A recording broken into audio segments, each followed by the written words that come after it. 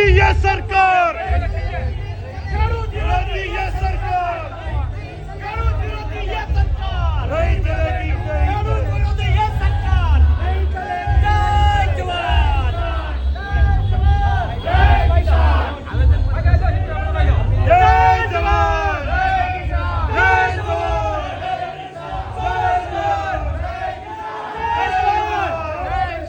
जय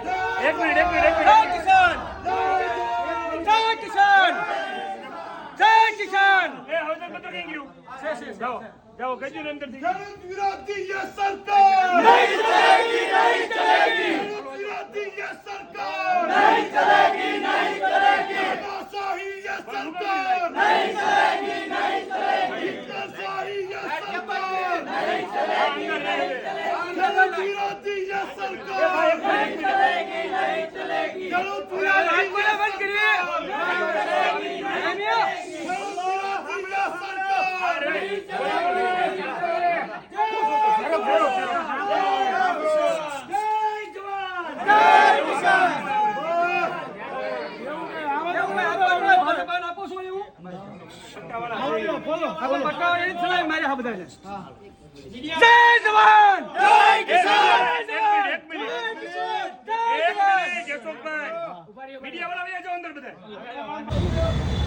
શક્તિસિંહ, ખાસ તો ઉમરાળાથી ભાવનગર સુધી પદયાત્રા કરવાની જરૂર શું કામ પડી? ઉમરાળા તાલુકામાં ઘણા બધા લોકો પારાવાર મુશ્કેલીઓ સહન કરી રહ્યા છે. અમે તાલુકા લેવલે ઘણા બધા પ્રમુખ છે એ ઉમરાળાની મોટાભાગની જે સમસ્યાઓ છે એ વર્ણવવા માટે આપની પાસે ઉમરાળાથી પદયાત્રા સ્વરૂપે આપની સમક્ષ આવ્યા છે સાહેબ, અને આપની પાસે પૂરેપૂરા સમાધાનની ઈચ્છા ચાહે છે, કારણ કે આપ ન્યાયપ્રિય છો, આપ ગામે ગામની મુલાકાત લ્યો છો, એટલે એમનો આપના ઉપર અમે આપ અમારા કલેક્ટર શ્રી છો એટલે અમારો ભરોસો આપના ઉપર છે. જે આ સમસ્યા ઉમરાળા તાલુકાની છે સાહેબ એ ત્વરિતપણે સોલ્વ થાય એવી એમની માંગણી છે. શક્તિ ભાગલ રજૂઆત કરશે. જરા ક્લિયર કરો ને સાહેબ. હું લઈ લેશું. હું એક કિસાનનો દીકરો છું, ગામડામાં રહું છું, અત્યારે યુવા આગેવાન તરીકે કામ કરું છું. સાહેબ આઈપીએસ અધિકારી છો, આઈએસ અધિકારી છો, સોરી. અમે તાલુકા લેવલે ઘણી વાર રજૂઆત કરી કે કાયમી ડોક્ટર જોઈએ, શિક્ષકો સ્કૂલમાં જોઈએ, ફાયર સ્ટેશન તાલુકામાં એક ન મળે તો એક ફાયર બ્રિગેડની નાની એવી ગાડી જોઈએ. અને અત્યારે ખેડૂતોને ખેડની સિઝન છે, આપ જાણો છો, ચોમાસું માથે છે, સક્રિયતા ના આરે છે. અત્યારે ખેડૂત લાઈનમાં ઊભો છે, 15 કિલોમીટર ડીઝલ પુરાવા જાય છે. તાલુકામાં કોઈને આ વાત સમજાતી નથી, મગજમાં ઉતરતી નથી.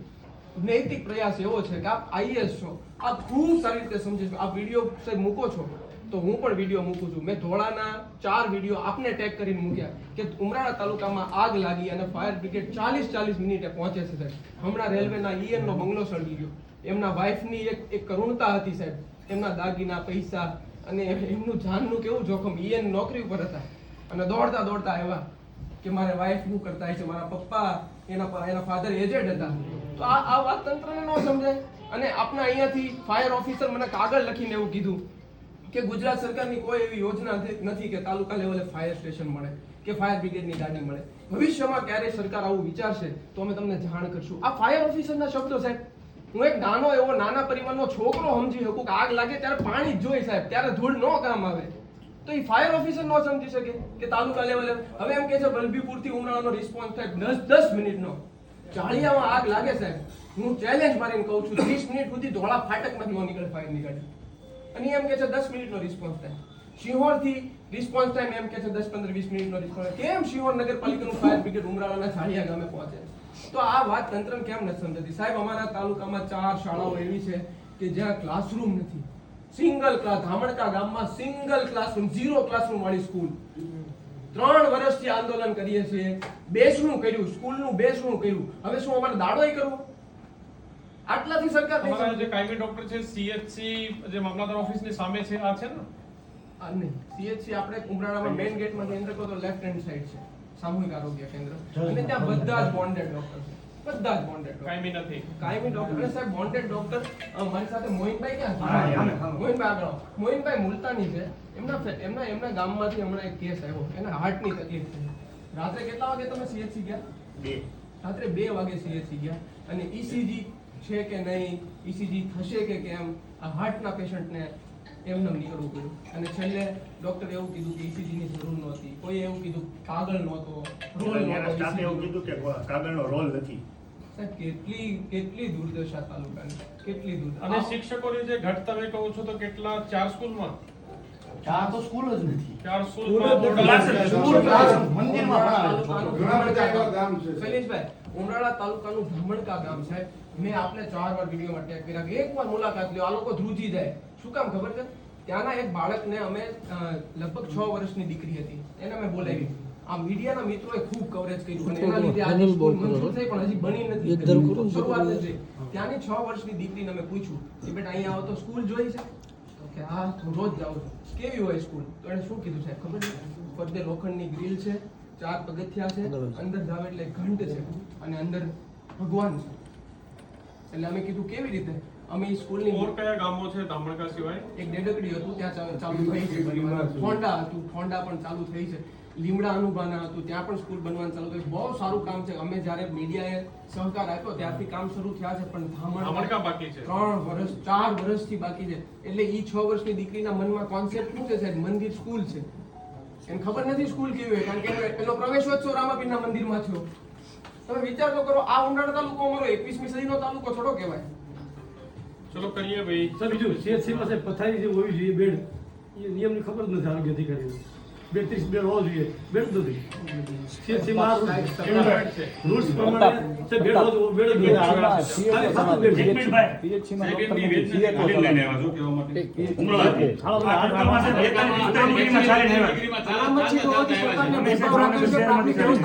ભાઈ અનામત સીટ વિધાનસભાની હોવાથી સરકારને ભેદભાવ રાખે છે પ્રાથમિક વ્યવસ્થા આપતી નથી એ નવી વાસ્તવિકતા છે બીજું કશું જ નથી વિપુલભાઈ અમે 70 કિલોમીટર ચાલ્યા એમાં કાલે શિહોર પહોંચ્યા અમે શિહોરમાં સાહેબ મંદિર કયું હતું અશોકભાઈ હા, વચ્ચે આપણે હનુમાન. ચેતનજી હનુમાન ગુંદાળામાં ચેતનજી હનુમાન 15,000 લીટર ટાંકો ભરે અને ત્યાંથી આજુબાજુના વિસ્તારના લેડીઝો આખો દિવસ પાણી ભરે ત્યાંના અમને 2-3 આવેદનો મળ્યા રસ્તામાં લોકોએ એમને કીધું છે શિહોર તાલુકાનું પીપળડી ગામ છે અશોકભાઈ સમજાવો તો પ્રશ્ન સર પીપળડી ગામની અંદર છે ને 1993માં તેને થયેલી જગ્યા છે અને જે રહીશો છે એમની પાસે પ્લોટ નથી એને બાંધકામ કરેલું છે 1993માં એને થયેલું છે નવું ગામ તો હા નવું ગામ છે સાહેબ નોંધ એવું હોય તો 3 વર્ષ પછી શ્રી સરકાર દાખલ થઈ જોઈએ પરંતુ શ્રી સરકાર દાખલ નથી થઈ અને અમને પ્લોટ આપતા નથી બે રીતે આ ક્રિયા છે જરૂરિયાત લોકોને હરાજીથી પ્લોટ અને મળતા ત્યાં જે રહીશો છે માગે છે એની પાસે ઓલરેડી ગામમાં ગામતળ જગ્યા છે હા ગામ 1993માં એને થયેલું છે ગામ તો છે સાહેબ 1993માં થયેલું છે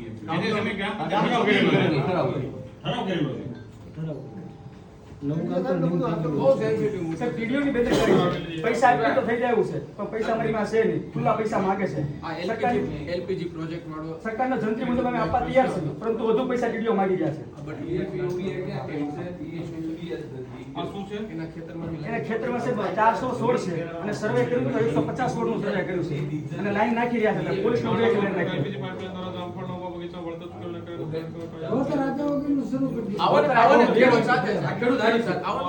ખાતા નંબર 657 સર્વે 32 પૈકી 2 આ ખેડૂત જાડની સંખ્યા જામફળના વસૂલ કિંમતે બગીચા વાળા જગ્યાએ મુખ્ય સ્ત્રોત તાલુકો શિહોર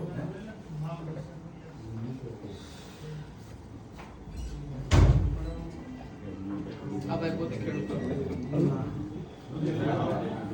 એટલે કે તમને વળતર મળ્યું નથી કે કામ ચાલુ છે પોલીસને આગળ રાખીએ પોલીસને બંદોબસ્ત મૂક્યો છે આ વ્યવસ્થા બંદોબસ્ત કામ છે કરે છે ને એમને નથી પોલીસ બહુ હેરાન કરે છે. હા તો બાકીના વિડીયો લઈ લીધા સાહેબ, ખેડૂતો અત્યારે ડીઝલમાં બહુ હેરાન છે. સવારમાં સાહેબ ખેતી કરવા જેવી ડીઝલ લેવા જવું એ પ્રશ્ન છે સવારમાં ખેડૂતને ખેતી કરવા જેવી ડીઝલ લેવા દો.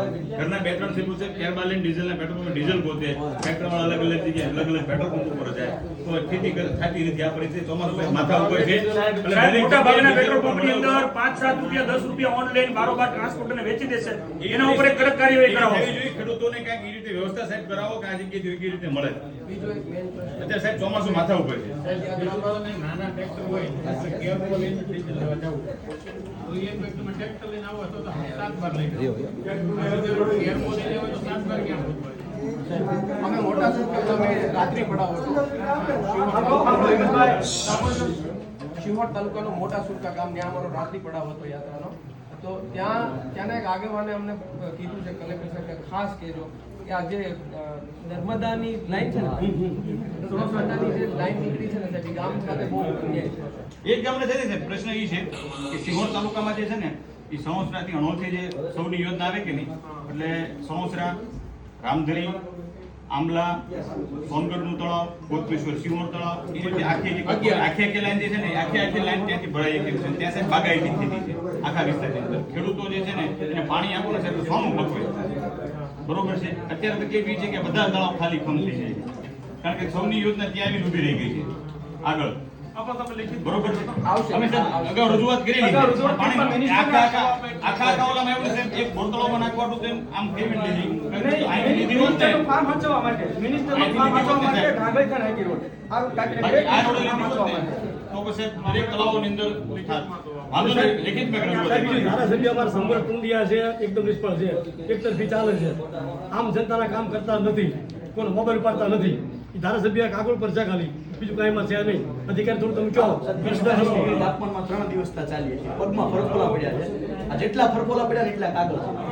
અને તમારી પાસે અપેક્ષા છે કે ફરફોલાનો ઋણ આપ ચૂકવશો. તાલુકાને સાહેબ ખરેખર બહુ જરૂર છે, સિરિયસલી બહુ સાહેબ, તમે પ્રાયોરિટી મંજૂર આ લોકોને બહુ આપણી પાસે એક અપેક્ષા છે. મોડાનો રેલવે બ્રિજ છે, છેલ્લા 4 વર્ષથી કામ ચાલે છે. હજી માત્ર 3-4 કિલો રૂપિયા થઈ છે. 4 વર્ષ. મોડાનો જે રેલવે બ્રિજ બને છે, સાહેબ કદાચ હું એવું માનું છું કે એ બ્રિજ બનશે ને ત્યાં પહેલા પુલની ગેરંટી પૂરો થઈ જશે. એવું થશે. ખેડૂતો માટે સિહોરમાં માર્કેટિંગ યાર્ડ થાય ને એ પણ એક અમારી રજૂઆત છે. જ્યાં શેખી સિહોર અહીંયા સુધી આવવું પડે છે. અને એ રાજકીય દાવપેચની અંદર માર્કેટિંગ સાહેબ યાર્ડ સાહેબ મંજૂર થયેલી જગ્યા મંજૂર થયેલી એકેય મંત્રી પાસે DAP ખાતા અને નથી. બધું આવી ગયેલું કે એમના જગ્યા પડી છે. તો એમાં સાહેબ રસ્તે માર્કેટિંગ યાર્ડ થાય એમાં સાથે લેવા. અને પેટ્રોલ ડીઝલ સાથે ઓઇલ ભરી જ લેવાનું. ચલો મેં કરતા હું યાર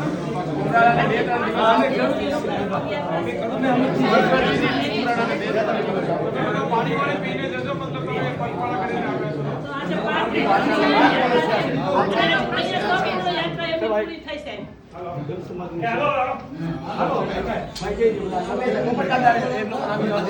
માનો કોઈ ખેડૂતને 200 લીટર બેરલમાં આપે એના ઉપર કઈ કાયદેસર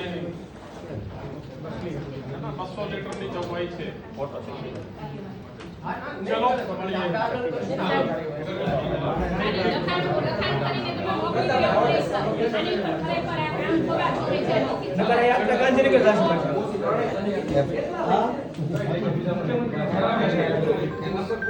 આ બાજુ આવી